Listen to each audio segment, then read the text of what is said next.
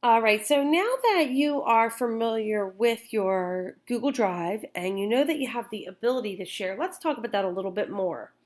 There are two parts to your Google Drive that you are going to be using quite frequently, My Drive and Share with Me. So when you are sharing documents, they're going to be in your drive. You would share those with other people. But let's say a person wanted to share a document that they created with you. That would be located in Shared with Me. So you've got two sections, the documents that you've created, and then the section Shared with Me where other people share their work with you. So there's two ways if you want to share a document that you've created with another person. You can share it with specific individuals or you can share it publicly. So let's go ahead and talk about how you can share specific documents as well as folders with your colleagues and even your students.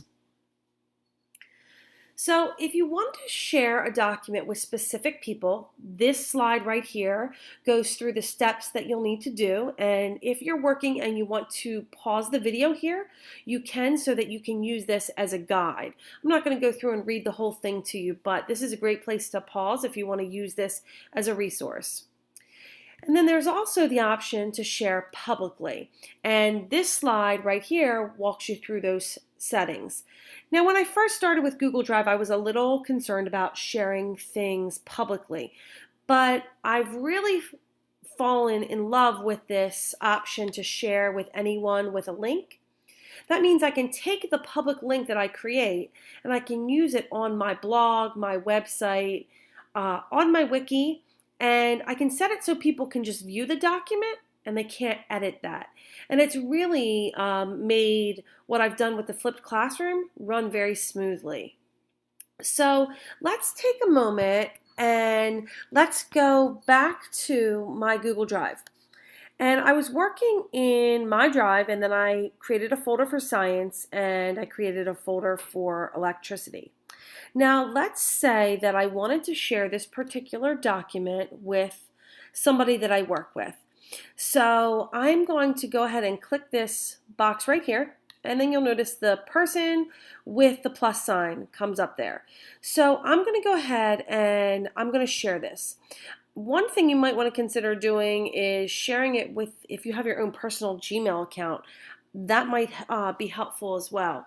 So you can invite a specific person to share by typing in their email address. But because we have Google Apps for Education, it is extremely easy to just begin typing another colleague's information. So let's say I want to share this with one of my team members, and I'm going to reach out to Courtney Hopkins. And I can see there's two email addresses right there. It doesn't matter which one you pick. But I click this, and now I'm giving her permission to access this document. So I can allow her to edit the document. I can allow her to just comment or view.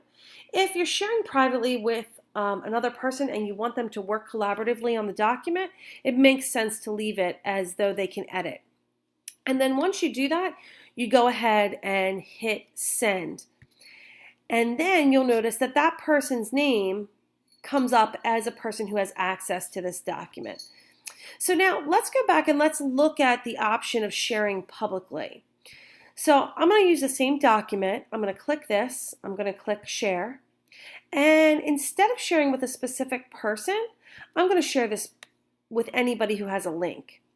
That means you can't go out and Google it and find this document I created, but I can put this on my website and it's easy for my students to access, it's easy for parents to access, and anybody who uses my website. But I can set it so that they can't edit it. So I really like this option. I click anyone with a link, I leave it as can view, and then I hit save. And now you can see that Courtney has the ability to edit this document. I have the ability to edit the document. But anybody who has the link that maybe would access this on my website or Courtney's website would be able to via this URL right here at the top of the page. So that's a little bit about sharing. And what I'd like you to do is I'd like you to share a document with me. The next part of this course is for you to share a document, hopefully the document that you've been creating as we've gone through with me. And once you've done that, then I will be able to check you off for that part of the course. That'll be coming up in the form of an assignment next. So good luck, and don't hesitate to pause the video if you need to, or go back and rewind and watch again. Thanks.